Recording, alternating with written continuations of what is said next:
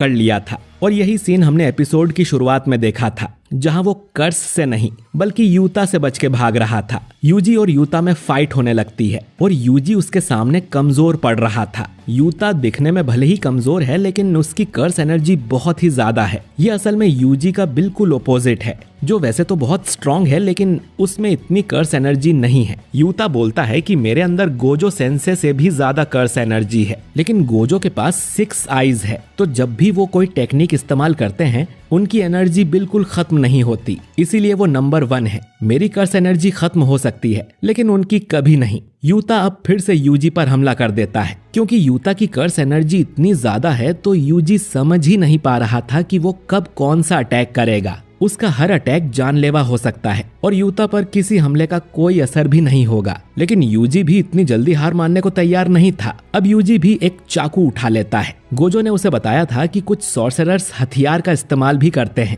लेकिन उसके लिए भी एनर्जी कंट्रोल करना आना चाहिए। यूजी अब अपने चाकू को आगे करके यूता की कटाना रोक लेता है, पर यूता बोलता है कि तुम कटाना पर कुछ ज्यादा ही ध्यान दे रहे हो और उसे एक जोरदार मुक्का मार देता है। यूजी अब लात मार के उसकी कटाना तोड़ देता है, जो देख यूता हैरान था। आखिर यूजी भी गोजो सेंसे का स्टूडेंट है। यूजी अब सोचता है कि बिना हथियार के वो यूता से ठीक से लड़ पाएगा और वो यूता पर अटैक करने भागने लगता है, लेकिन तभी पीछे से एक बड़ा सा कर्स आके उसे पकड़ लेता है। ये असल में रीका थी। यूजी को समझ नहीं आता कि ये रीका कहाँ से आ गई। उसने यूजी को ऐसे पकड़ा था कि वो हिल भी नहीं पा रहा था। यूता अब अपनी टूटी तलवार लेके ही आगे बढ़ता है और उसे यूजी के सीने में घुसा देता है और बोलता है कि मुझे माफ कर दे।